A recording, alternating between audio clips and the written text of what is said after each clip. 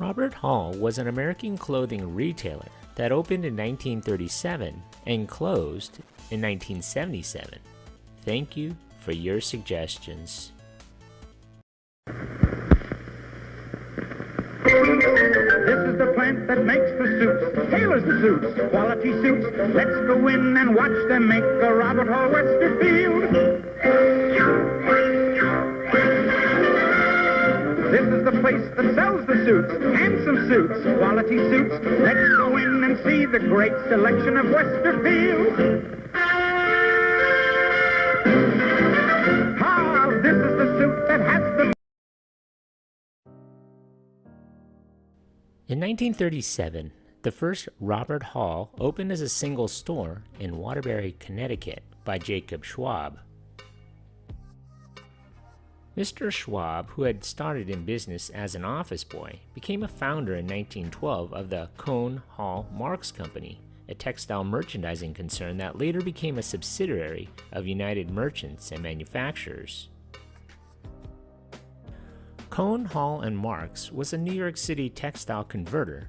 As a converter, it bought unfinished fabrics known as gray goods from textile mills and sent them to finishing plants to dye or print the fabrics according to specifications.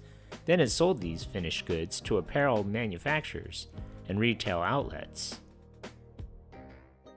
Because a converter requires no manufacturing facilities, it can make a big return on small capital if it comes up with a popular design or color combination. Cone, Hall, and Marks and a group of investment bankers would merge together and form the United Merchants and Manufacturers, which was incorporated in 1928. By the 1930s, United Merchants and Manufacturers and its associated companies owned and operated through subsidiaries 12 plants, including a cotton mill and a finishing plant that were manufacturing and converting textiles and related fabric products. Jacob Schwab, the company's original treasurer, was president of the United Merchants and Manufacturers. In 1937, he opened a pilot clothing store in an old loft in Waterbury, Connecticut, and named it Robert Hall. This corporate name was an invention. Schwab had to name it something, and he plucked the name out of thin air. His concept was low overhead in a large warehouse-like facility, a forerunner of today's big box stores. United Merchants and Manufacturers became a major retailer with the acquisition and growth of Robert Hall Clothes and Case Clothes. Merged in 1948 as Robert Hall, the chain had 75 stores and was operating coast to coast by mid-1949. Its annual sales were estimated between $50 million and $75 million. Robert Hall was a pioneer of the low-overhead, large-facility, big-box merchandising technique and combined inexpensively made goods with extensive radio and television advertising. Located at first in lofts and hanging clothes on pipe racks, Robert Hall hewed in cash-and-carry, no-frills strategy that enabled it to hold its average markup to about 21%. Compared to 40% or more for the average full-service clothing store. In 1946, Robert Hall started its own men's topcoat and suit factories, but the women's lines were purchased on the open market. Many Americans who grew up in the 1950s and 1960s recall the commercial jingles of the time. When the values go up, up, up, and the prices go down, down, down, Robert Hall this season will show you the reason. Low overheads, low overheads. According to a Time magazine article, the stores had no fancy fronts or Hollywood interiors. By slashing markup to the bone, clothing is sold the way supermarkets sell groceries. Customers simply grab what they want from pipe racks, pay cash, and carry their purchases away. The company also operated outlets called Robert Hall Village. Robert Hall clothing was sold alongside other merchandise in stores of approximately 120,000 square feet in what's considered one of the forerunners of the discount superstore concepts. Non-clothing retail areas were leased to other companies. They were known for their inexpensive men's suits, about $50 in its heyday, with no charge for alterations. A joke made the rounds that the suits would fall apart at the seams in short order after being tailored. So truthful was that comment that eventually comical skits about the suit's quality became common. By 1960, Robert Hall had grown into a 327-store chain. By 1965, Robert Hall's 384 stores contributed over 30% of United Merchants and Manufacturers' sales volume of $560 million. Based in Connecticut, the chain would peak around 400 stores from Maine to Hawaii.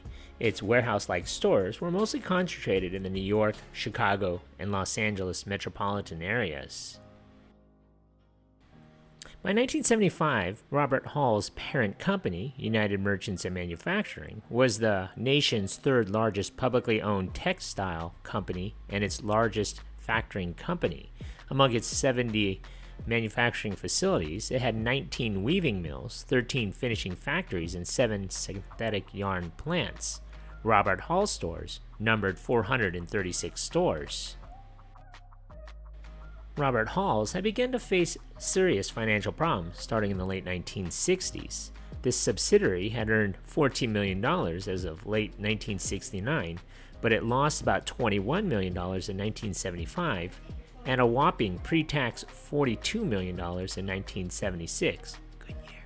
Despite having closed 135 unprofitable stores.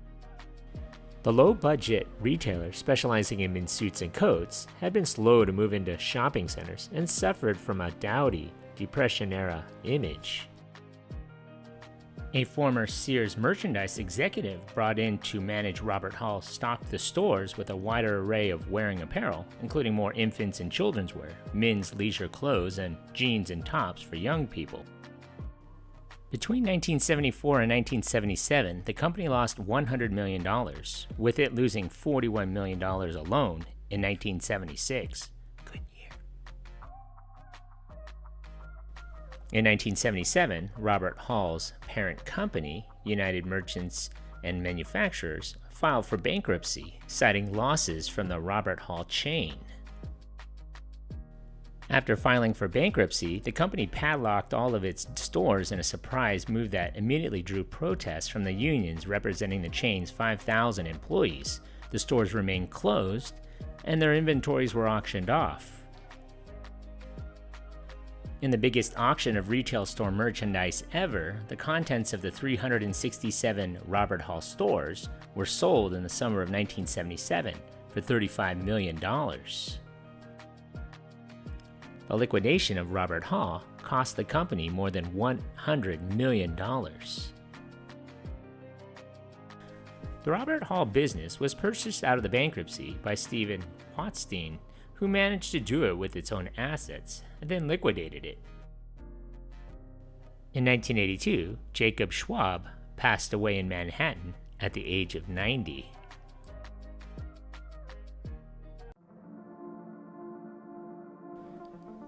Thank you for watching. If you like this content, and if you haven't already, hit that subscribe button. Thanks.